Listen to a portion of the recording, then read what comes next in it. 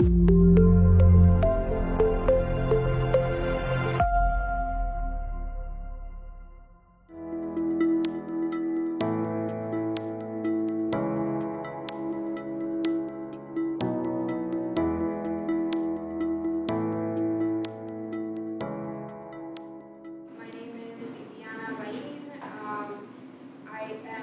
share more about myself and a little bit about my story. And this is the Live Body Yoga in Trauma Recovery. Everyone's in the right place today.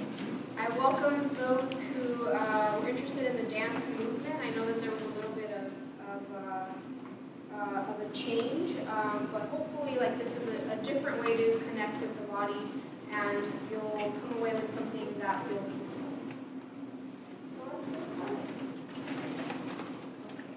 So one quick thing I just wanted to check, I'm not using a microphone, but for those of you that might be in the last row, if you need me to raise my volume a little bit or project, if you just give me a sign, thumbs up, and I'll try to make sure that I'm projecting my voice. And the first thing I want to start with is something that you might be hearing a lot in the conference today, and that's that being trauma-sensitive, being trauma-informed, starts with each of us, that it has to start with us.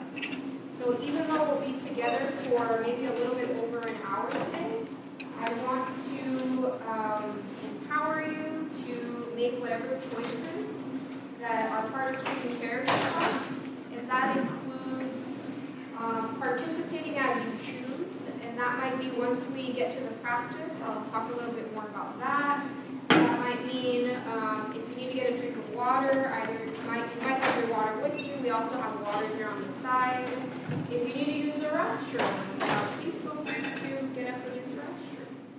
If you want to take notes or doodle, you can also do that. Sometimes some of us are different or more active learners when we write things down. If you need to adjust your seat, so if you need to find a little bit of movement in your seat, we're going to spend the first part talking about the methodology and providing a little bit of context, and then the second part we'll be doing some movement. And you can either do that in your seat, or I know some of you brought a mat, so you can also do that in your mat. But during the presentation part, feel free to adjust if you need to adjust. And that includes standing if you need to stand and move to the side or to the back. Feel free to do that. So the main message is take care of your body and take care of your needs, and you absolutely do not need to ask permission to do that. And that's actually being trauma-sensitive, trauma-informed. So this will be some of the topics that I want to cover today, and I'm sticking a little bit closer to this side, partly because my I'm not sure what this is called. Clicker is connected to my computer on the corner over there. So I was told if I move too far away, it might not be as responsive. So please let me know, especially on that side, if I'm okay on the ball. So we're gonna talk a little bit, do some introductions, talk a little bit about yoga, talk a little bit about trauma, and then how they intersect. There's some seats up here.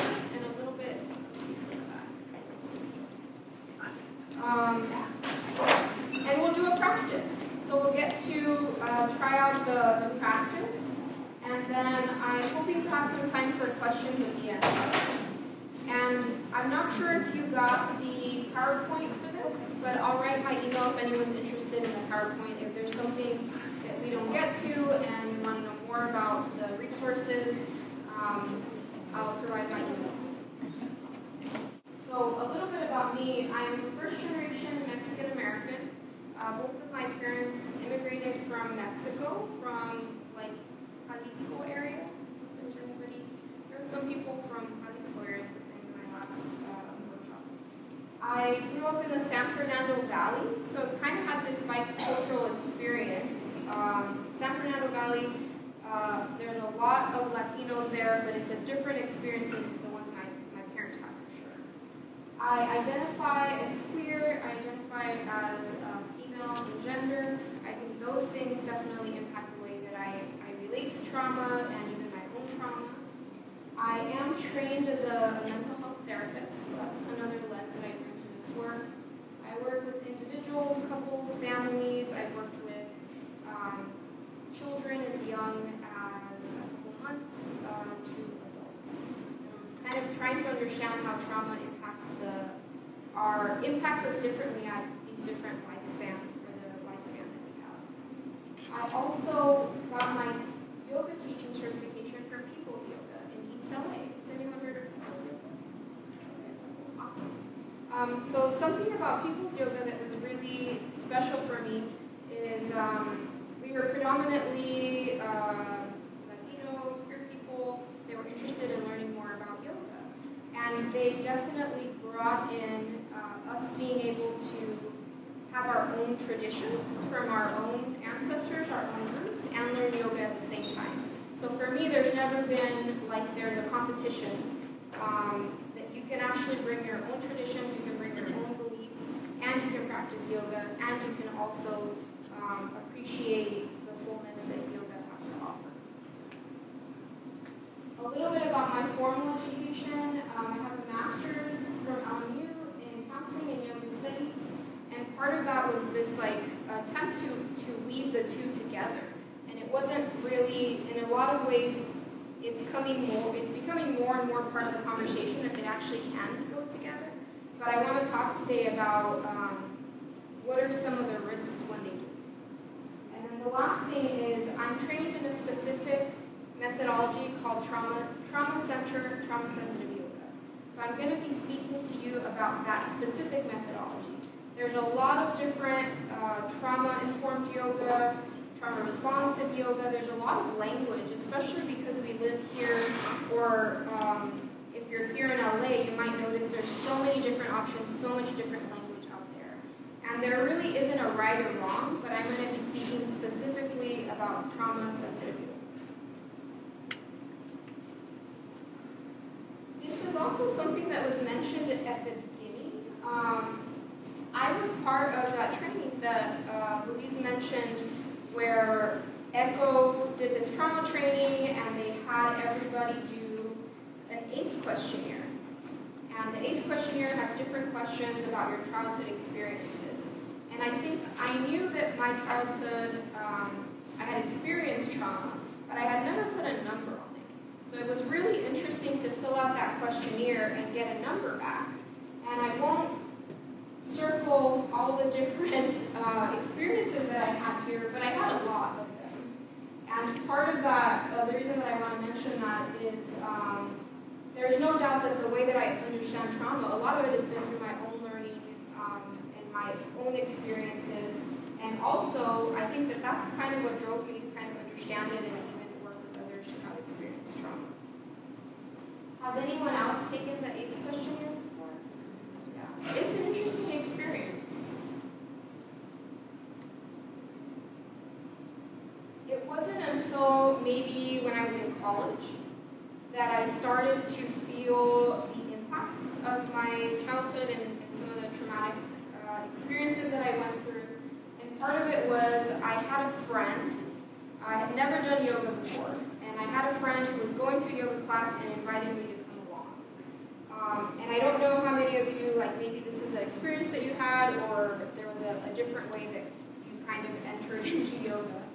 But the way that I saw yoga at the time was yoga is for exercise. And that's the way that my friend also used it. So I thought, okay, I'm going to go to an exercise class, and that's it. I'm kind of curious, my friend is inviting me, and I think what happened at the end of my first class is I felt a sense of rest that I think I had not experienced before. And this space for feeling the weight of my body in a way that I hadn't experienced before. And I think it wasn't until I continued to go back, and I wasn't really sure what was happening, because I thought this is for exercise and there's also this other thing that's happening, that I started to realize that I had been living in anxiety every day. That I didn't even really notice that there was a different way of being, or that was anxiety. And besides anxiety, I think beginning realization was I didn't really feel very much else. I didn't really have a relationship with my body or understand what was happening with it. I just started to recognize anxiety. So I say yoga asana as an entry because for me, my first experience was doing the yoga postures, which is the asana. But that kind of led into what I would call like an unraveling, and then this work of piecing together or reintegration that we've heard a lot about. So that first class in yoga, and then continuing to go back, led me to be curious about my yoga philosophy, meditation, other ways to connect with my body that included dancing, drumming, movement, and there's so many different ways. So it was kind of this opening into there's so much once you kind of start on the path of understanding what's happening with your body and also trying to build a relationship with your body. So I agree with a lot of things that I've heard today about healing being a journey, and I feel like on my own healing path it definitely continues, and there's always layers to kind of work on. But yoga for me was that entryway. When I say yoga, I wanted to provide a little bit of context of a starting point because it can mean so many different things. So the first thing is I consider it to be an ancient and a living tradition, and it's a practice that's born out of India. It's been something that's been commercialized and culturally appropriated. And we can see that in LA in all the ways that yoga looks, and saying this is yoga, but there's no context for it. For me, there's what I've learned about yoga from my teachers is yoga includes so much more than the postures. Yoga includes a philosophy, mantra, meditation. There's ethical guidelines. There's prayer. There's so many different parts of it. So when we work on just the movements, we're really just doing the yoga asana. There is an invitation to bring in more, but I think it's just it feels more responsible to be able to say, we're doing this, but there's so much more. There's so many different parts of yoga. There's different schools, traditions, and styles. What I'm going to be offering today is kind of a blend of different styles, and I find that that might be the experience in a lot of studios where it's become a blend of different styles and a little bit of like the teacher's training and also personality that comes into it. And the other part is that all of these offer an opportunity to connect to ourselves, whether it's mantra, whether it's breathing, whether it's the postures, they all offer an opportunity to connect to ourselves. And there are some politics to kind of navigate when you mention yoga.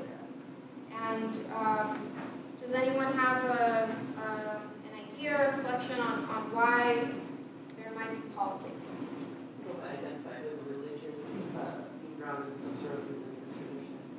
Yeah, and I think that I actually experienced that in a space where they asked me to guide movement that included the postures and the breathing, but they didn't want me to use the word yoga.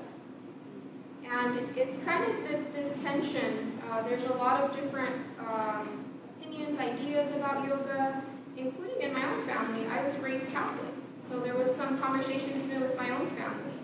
And that's part of why I put on here the part before, or actually on here, that is a tradition and a practice.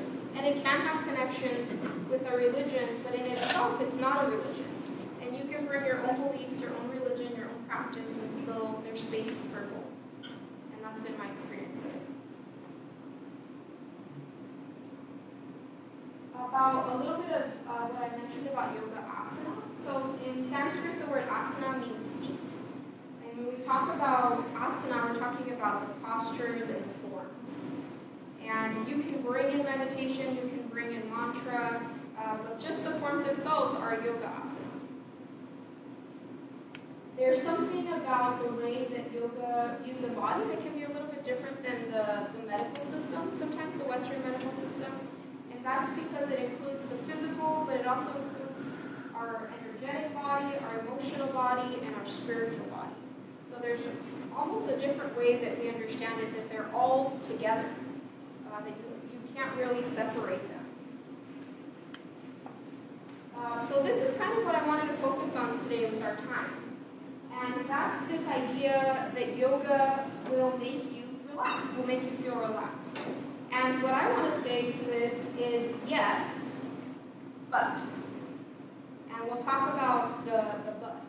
But part of why it has the opportunity to have this effect of self-regulation is because there's a lot of things that we invite someone to do in a yoga practice that do engage the part of our nervous system that is about rest, relaxation, and rejuvenation. So here's a couple of the things that kind of engage that parasympathetic part of the nervous system. So we ask someone to be in the present moment, to notice what's happening in the present moment. We ask someone to notice where they have physical support underneath them. It might be the yoga mat underneath them, it might be their hands in contact with the ground or somewhere on their body. We invite someone to bring attention to their breath and sometimes control the breath. And we know that the extending the exhale can also be part of engaging the parasympathetic nervous system. We ask them to bring attention to their thoughts and sometimes find some disconnection or some space between their thoughts. We also invite them to find a rhythm or explore rhythm in the movement. So there's a lot of different reasons why yoga can promote self-regulation. And we can do a whole day talking about this and kind of the nervous system and how it all works. And in the full day training, we will go more into that. And the reason that I wanted to talk about yes, but, is this part right here. So I'm wondering if I could have somebody maybe read the quote to us. If someone feels... When we ask someone with trauma to pay close, sustained attention to their internal world, we invite them into contact with traumatic stimuli thoughts, images, memories, and physical sensations that may relate to a traumatic event. This can aggravate and intensify symptoms of traumatic stress, in some cases even lead to re-traumatization or relapse into an intensely traumatized state. Yeah. So it's possible that yoga can lead to dysregulation. It's possible that yoga can lead to activation. And part of the conversation is including both parts, that we don't know what someone's experience is going to be when you bring yoga and trauma together, that there's no prescription, we don't really know what's going to happen. So can we invite the invitation that both are possible, both are likely going to happen maybe at different times. So I think this is where I wanted to spend a little bit of the conversation, is what do we, the same thing that makes a yoga class a really great experience can also be what makes a yoga class triggering for someone. We're asking someone to pay attention to their body when maybe that's never happened before. Maybe they're just starting to learn to connect to their body. We're asking someone to maybe pay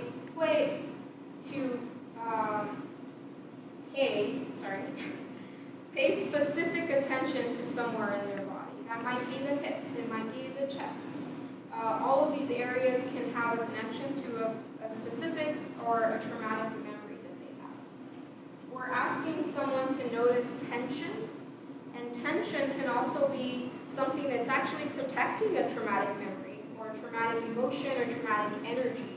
So by bringing attention to that tension, there can be a connection there with a possible trauma. Not all the time, but we're just providing examples of how what can happen.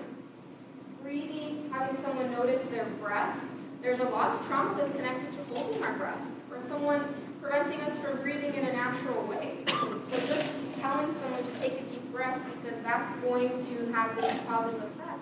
We actually don't know that. So we're kind of considering how all of these different things, and if you think about a yoga class, we're in relation to other people. So we can talk about power dynamics, gender dynamics that might be happening in the room, music, scent, and I don't have this list to scare you that everything can be a trigger and we can't provide any of these in a yoga class. I think what I'm inviting you to consider is that we don't know what can be a trigger, and just to be aware that we are also holding this, and that we can't say something is going to have this effect on someone when we don't know. You've been learning about trauma all day, so I'm going to kind of summarize this a little bit. It's, we know that trauma can be a single event, or it can be something that's ongoing. And there's these factors about trauma where you have a lack of control, a sense of terror, hopelessness. Like there are some qualities that, regardless of the traumatic experience, that there's some shared things about lack of control and lack of power, and also hope and terror. We know that trauma impacts our whole self. It impacts our thoughts, it impacts our body, it impacts our identity, it impacts our sense of belonging, it impacts the way that we relate to others. So there's this impact on a holistic level, which is why we talk about holistic healing. And the last part about this is we also know that two people can go through the same experience, and they can have completely different responses. And that might depend on their previous traumatic experiences, might also depend on their resources. So that's part of why we can't be prescriptive, even with trauma, even with yoga, which is something that we do know has a lot of benefits. Talking specifically about complex trauma, so for me, complex trauma happens in the context of relationships. And there's a lot of study on complex trauma. Part of this, for me, is a power dynamic, and there's a power over dynamic that happens. And I kind of consider how this can happen in childhood, but this can also happen if we think about the way that we interact with systems, with the systems that we live in. And those systems are also called systems of oppression for a reason.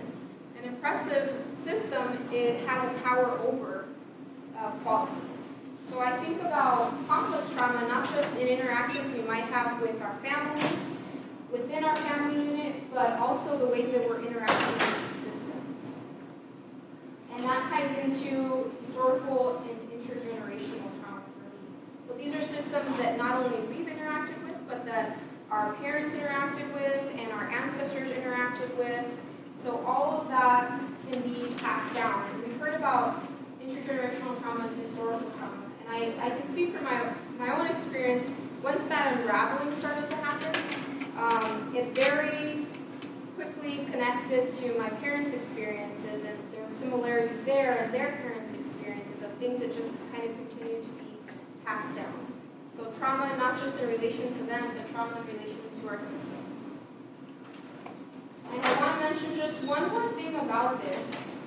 There's this organization called Generative Somatics, and they also talk about how trauma impacts our body, literally kind of the shaping that we take. And they talk about these different levels that we can be impacted. And they talk about the individual level, our family or intimate network, the community level, institutions, social norms and historical forces, and even the lens of spirit and landscape. And I offer this to consider that we have sometimes this idea of trauma, that it happens with caregivers, it happens within our family, and actually we can be shaped by these bigger systems that we live in. And that those also have an impact on our experience of trauma and our access to healing. And part of that is depending on our identities. Everyone here has different identities, and each of those identities can have a spectrum of power and privilege. And as an example, I shared with you that I identify as a queer person. And in certain spaces, that identity is celebrated. In a lot of spaces, it's not. There's more oppression with that identity, and there's actually a lot of trauma that I have around that identity.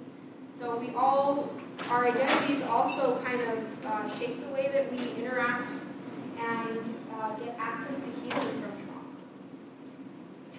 So I think that this is part of what I'm offering today that there can be yoga, and can we think about yoga, consider yoga, that doesn't just take into account our nervous system and how we can regulate the nervous system. That because trauma happens in relationship to our environment, in relationship to systems, that we can actually have yoga that takes into consideration relationship, our identities, intersectionality, power and privilege, and even historical and intergenerational trauma. And I know this sounds like a lot, like how can a practice or something that you offer maybe consider these dynamics? But I'm going to invite you to participate in a practice and then have some reflection around what might be the difference between just focusing on the nervous system and then also considering power and privilege and the dynamics. So that's trauma-sensitive yoga. And it's trauma-centered, trauma-sensitive yoga. So it describes a very specific technique. And it's based on these three things in pink, and this last piece is being integrated a little bit more recently. So it's based in trauma theory, so all the things that we know about trauma. It's based on attachment theory, so everything we know about the way that we develop attachment or relationship to others, to our caregivers, and then to others as adults. And then also all the amazing neuroscience that has come out of the last couple of decades. So all of those things inform trauma-sensitive yoga. And then the piece that's being integrated is power dynamics and intersectionality and oppression. And how can that actually inform the yoga that we offer? A little bit about trauma-sensitive yoga. So it's specifically called trauma-centered, trauma-sensitive yoga because it actually started in Massachusetts in 2002 at the Trauma Center. And it was founded by Dave Emerson, and he currently has two book publications, if you're interested in learning more about the history or the methodology. And since 2002, there's been several studies about this specific method and the way that it impacts different types of trauma survivors. And one of the studies that's on here, and I think for time, we won't be able to kind of go into it, but one of the studies was an NIH study that they waited for a long time to be able to publish, let's see, I might just go ahead a little bit, in the Journal of Clinical Psychiatry. And they did this, or part of the reason that they waited to publish in this specific publication was they wanted to give trauma-sensitive yoga some foundation in science and have it be recognized. So there's a lot more studies happening right now. I think for me, trauma-sensitive yoga offers these four different things. And I would love if I had maybe a couple volunteers that help me read each one out loud. An opportunity to be completely in charge of your body in the present moment.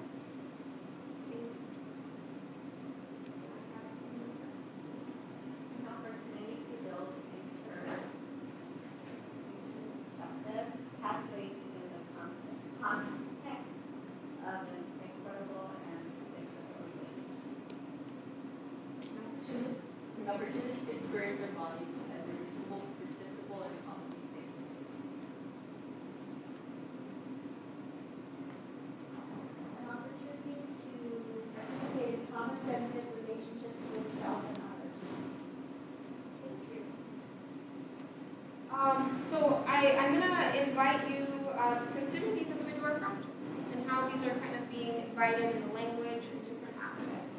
So here's some aspects of trauma-sensitive yoga. There's invitational language, so everything is offered with an invitation.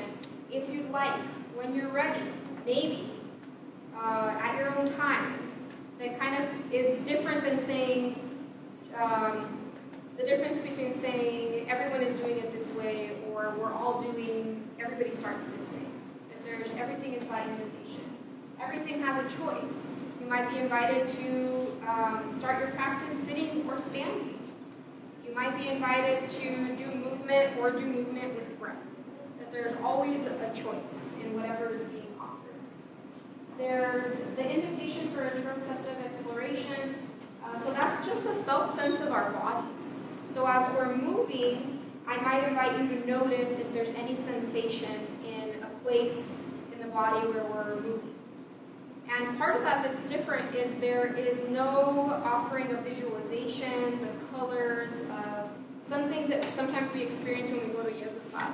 And I know that I used to go to a class where I loved that. I love when they offered visualizations of like laying in water or something like that. We actually don't do that in trauma-sensitive yoga. We only cue invitations to notice the body. And part of that is that whenever you go into visualizations, that you actually go back into the mind. So we're inviting someone to have this like very specific experience where they're with their body making choices. There's no assist at all, no adjustments. And part of it was feedback from the first participants of one of the studies that said, even if you're telling me you have the choice in how to move your body, that if you do an assist, there's still this message of there's a right and wrong way to do the posture or the form. And if there is a right way, there must be a wrong way. So there's no assist, and there can be some conversation about how to get to know your participants and work around risk. If you're a yoga teacher, that's something that you might be thinking about. There's a way to do that without providing physical assistance. Shared authentic experience. Once we get into the practice, I'm going to be doing the practice with you. So I'm not going to be walking around. I'm not going to be looking at what you're doing. So you kind of get to have your own experience, and I'm having my own experience too. Non-prescriptive. I'm not going to tell you if you do this, it's going to feel good.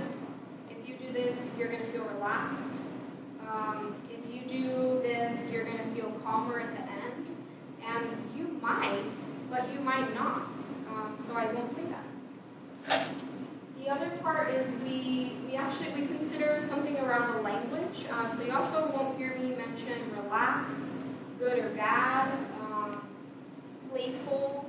So there's some words that we consider might have some activation. So we choose different language. And for some of you, maybe you do have an experience where you get to relax. So I will have someone who maybe says, I had that experience, I did feel relaxed. But I'm not saying that that's going to happen. So there's this thing about, it's not that the language is bad, but I'm trying to completely have, invite someone to have their own experience. No Sanskrit terms, specifically for trauma-sensitive yoga. There might be other places where you're teaching where that's really invited and you really want to use the Sanskrit and also like include more of the aspects of yoga. But there's no Sanskrit terms, no kind of like discussion about philosophy or anything like that. And then we use form or movement instead of pose or posture. Any idea why that might be the case? What judgment around it, like posture seems to be specific, prescriptive, where form or movement suggests more fluidity? Yeah. And posture can also be like there's a right posture. So, and then there's also been some feedback about like a pose can have a potentially connection to trauma. So we can't be perfect, but we do take into consideration there are some words that we know can have some charge and activation. So can we choose a different word? And most of the time we can. So I'm not going to go into this study, but I'm going to put up my email so that you have all the information if you want to know more about the study. Just really briefly about it, there was the control group was between 10 weeks of trauma-sensitive yoga and 10 weeks of psychoeducation on trauma. And what they found was that using trauma-sensitive yoga that's non-prescriptive and doesn't kind of focus on the outcome, that there was actually about half of the participants where they had significantly decreased trauma symptoms and were able to, or no longer met the criteria for PTSD. And the study in itself was looking specifically at PTSD, but there are some studies that are looking at complex trauma. There are some studies that are looking at using the methodology with children and adolescents. So I heard a lot of you working with kids, and we'll talk a little bit about how it might look to work with kids. And some of the movements that I might offer are not as much yoga forms, it's just movement that you might be able to offer from wherever you are. So this is going to be in the slides, and there's also some references in the back, or the last slide, that have the information about trauma-sensitive yoga and but I'd love to invite you to a practice. When you're ready, I'm going to invite you to notice the places where you have physical support either underneath you or behind you. And one way you might notice those points of contact with physical support might be to bring your attention to those points of contact. Another way you might notice them is to bring some movement to those points of contact. So maybe you might sway side to side. You might put some pressure on your hands. So we're inviting an invitation to notice the points of contact where you have some physical support either underneath you or behind you. And you can do that with your awareness, or you can also do that with bringing some movement to those places. When you're ready, I'm going to invite you to explore some movement with your neck. So one way you might explore movement in your neck might be to make circles with your neck. And you can decide which direction you want to start. You can decide how fast you want to move your neck. So this is one option to explore movement in your neck. Another option might be to bring your chin towards your chest, and then maybe you bring your chin towards the ceiling. So maybe you explore both options. You might decide which one feels useful for you today. And whichever one you're exploring, I'm going to invite you to notice if there's any sensations around your neck, maybe your shoulders. And sensations might be tension, tingliness, temperature. And know that there might also not be sensations today, and that is okay.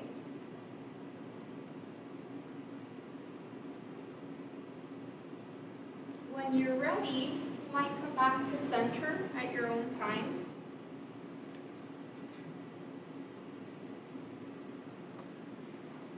And if you'd like, you might explore some movement in your shoulders.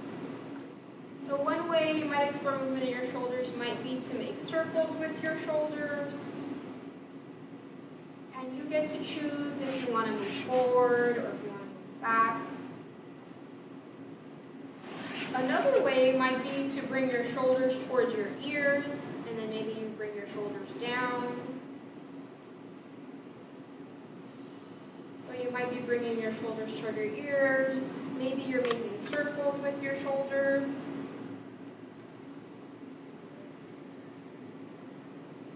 And perhaps you notice if there's any sensation in your shoulders or your upper back as you're moving. Another option might be to bring your hands to your shoulders. And even maybe you notice if you can feel the muscles underneath your fingertips or any changes in those muscles.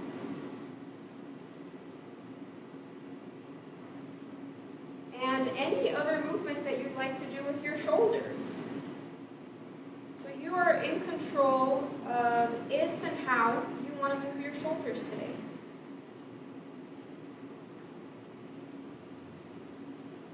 And know that you can stop this movement at any time for any reason.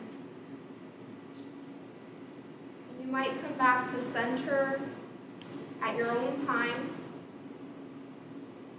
And maybe you explore some side twists, so you can decide whether you want to go left or right. And you might start moving your upper body towards, or rotating towards the left or the right. And in your twist, you can decide how far you want to go into your twist. And maybe you hold on one side, or maybe you might be going from left to right.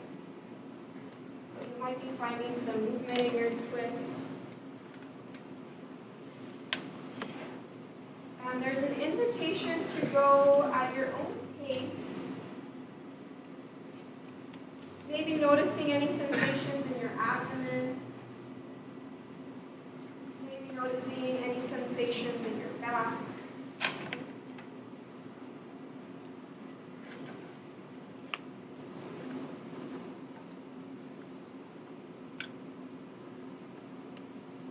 And if you'd like, as you're exploring your side twist or any other movement, you might bring attention to your breath. If you'd like, you might add breath to your inhale. Maybe you add breath to your exhale.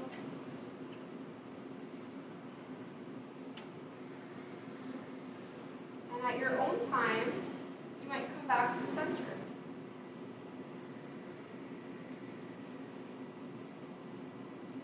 When you're at center, maybe you explore some movement with your hands.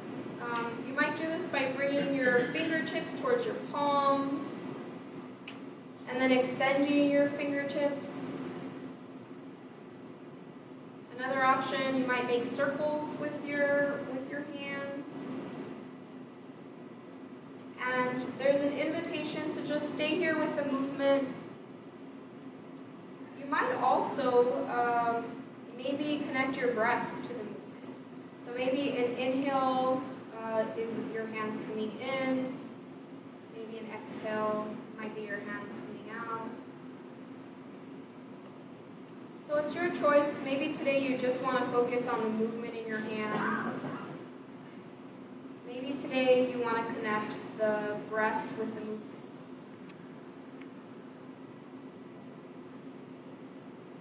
And you might stay here, or you might bring some movement into your arms. So maybe your arms come out towards your sides, and back toward the center.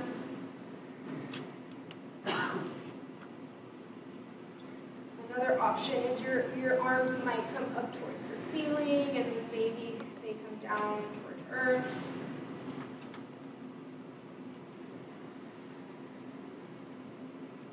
So this is your practice. You get to choose how you want to move your arms. And maybe you do any other arm movement that you'd like to do. And you might just focus on the movement. There is also the option to link your breath to the movement. You get to decide the pace. You might choose to move faster, you might choose to move slower.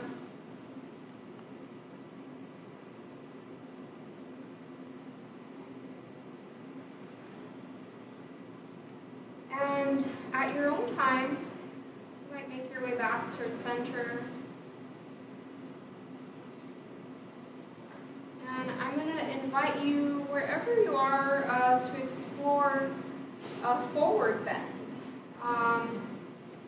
So you might start to bring your upper body towards your legs. So you can do this seating or standing. And you can decide how far you want to go into your forward bend. And in your forward bend, if you'd like, you might bring attention to your breath. Maybe you keep your breath in the natural rhythm as it is. Maybe you decide you want to add breath to your inhale and your exhale.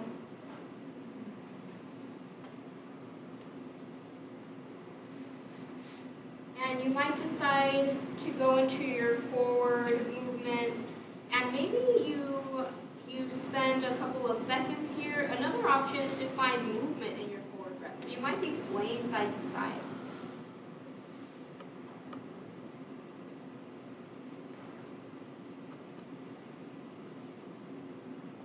And if you'd like to make any other adjustments to your forward bend, whether you're sitting or standing, feel free, or please make any adjustments that you would like. And you can come out of any movement at any time. You might hold where you are for 5, 4, 3,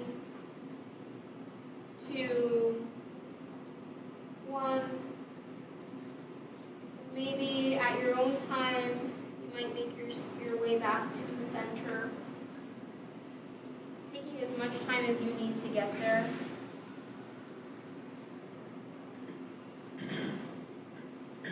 And I'm going to invite you to end our practice with a minute of silence. And in this minute, you might bring attention back to those contact points that we started with, the places where you have support. Maybe you choose to bring attention to your breath. Or if there's any other place in your body where you'd like to bring your attention, you have some options in how you want to be in your last minute, in our last minute of this practice. So we'll start a minute of silence, and you'll hear my voice at the end to welcome you or invite you back into the space. So we'll start on our 1 minute starting now.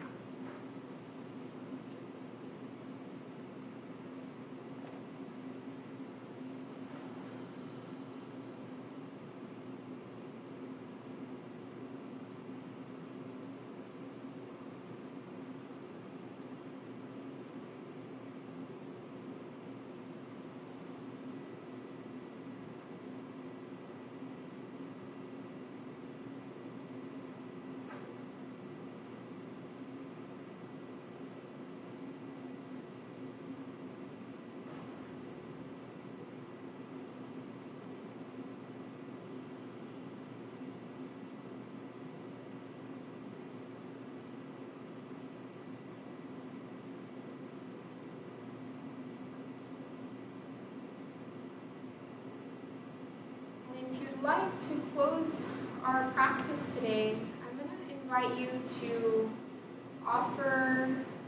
maybe offer yourself gratitude. It might be for a choice you made during your practice. It might be for something else that you offered yourself today that was supportive. So something maybe that you offered yourself today, or even a choice that you made during your practice. Maybe you're offering yourself some gratitude.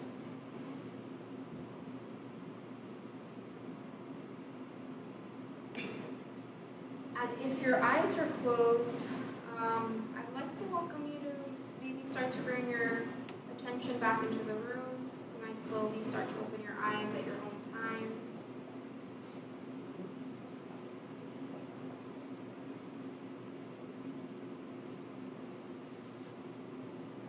I want to thank each of you for letting me guide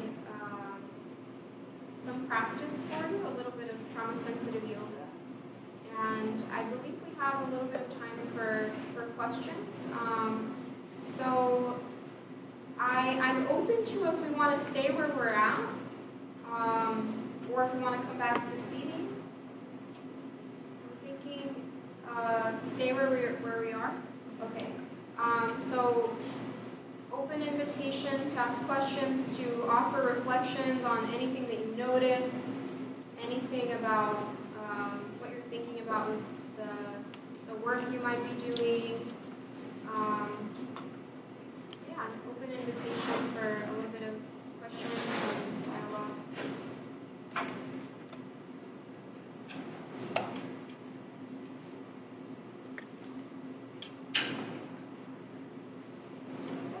really enjoying the invitation language. That's something that's totally new to me, because it's usually very directive, all the classes that I've taken in the past. So it's very free to know that I could do it my way. Yeah. Thank you. Appreciate it. And it doesn't mean, I think the comment was about the invitational language. It doesn't mean that you might not guide it differently in a different context, or maybe that you go to yoga classes that have more directive language.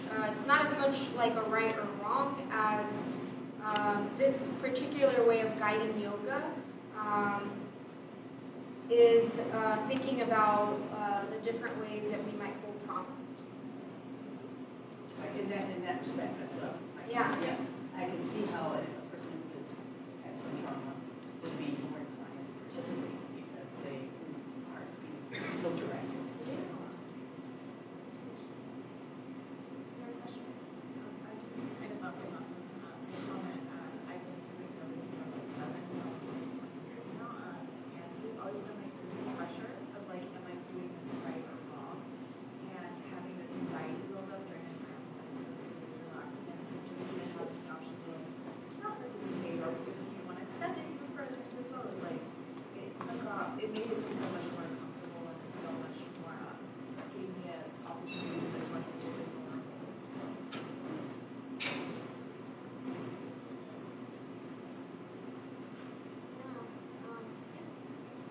your slides talked about a certain muscle group, engaging a certain muscle group. I don't remember what it's called, extender muscles or something like that. Could you say a little bit more about that? Yeah, so in some of the yoga forms have a lot of openings or may have an open arm posture.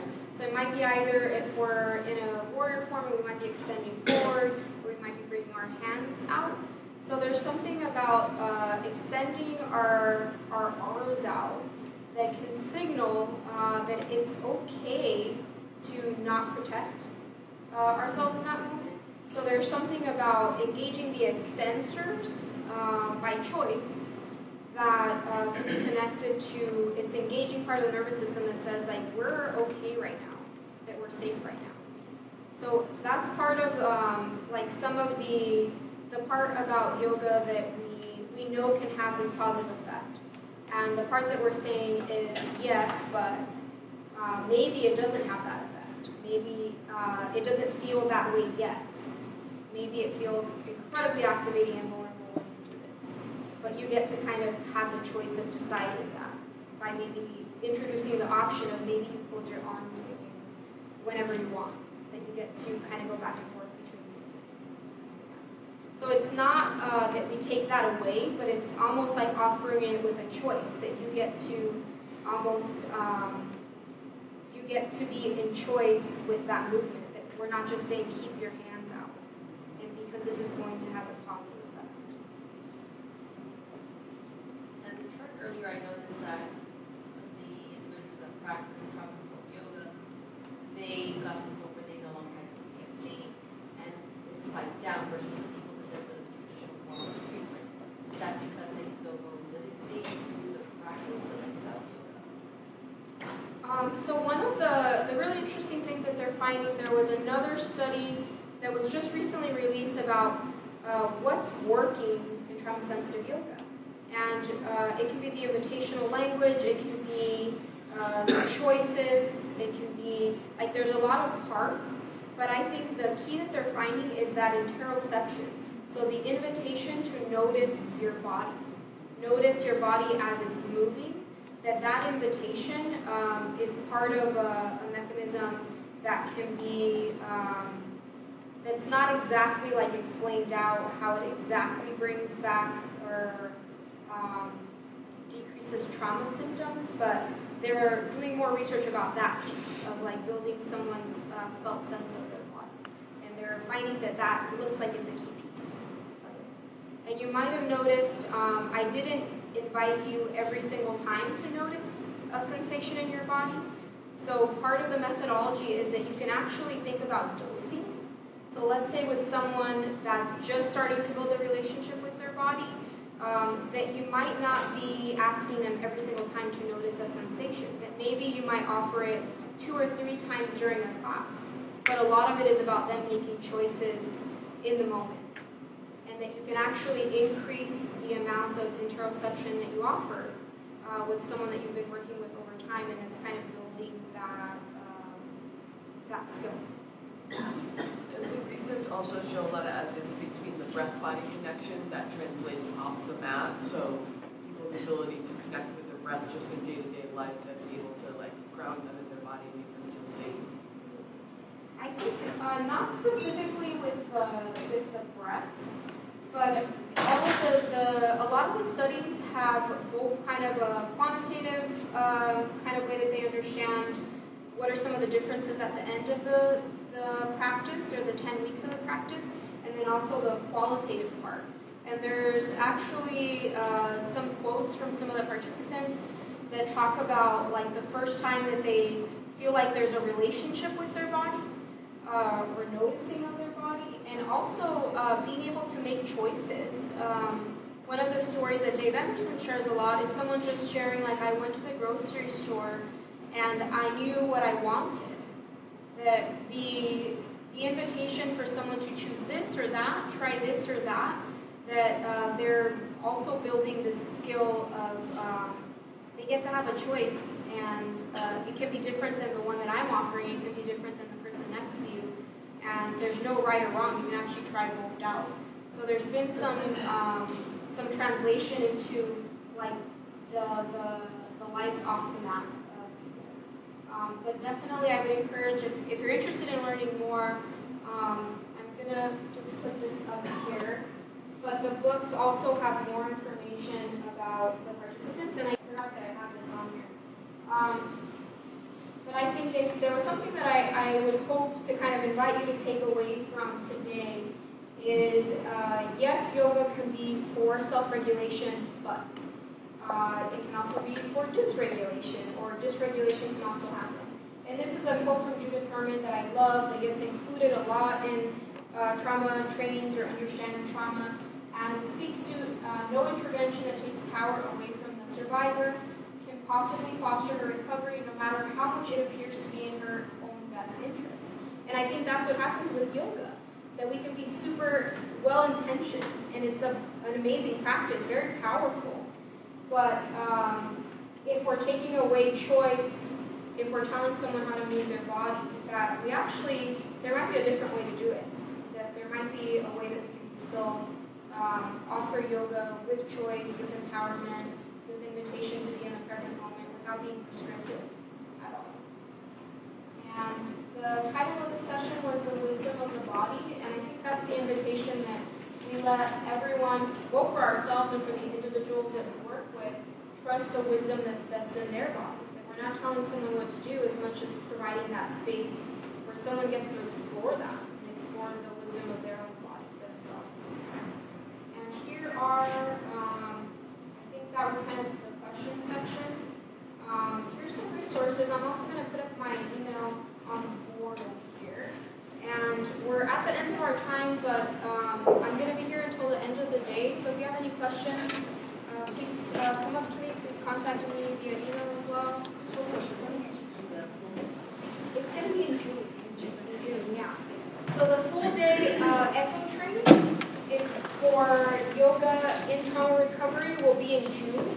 And we'll get to really dive into some of the things that were covered more briefly today and a lot more. So if you're interested, I believe that it might be on their website already. If not, it will be.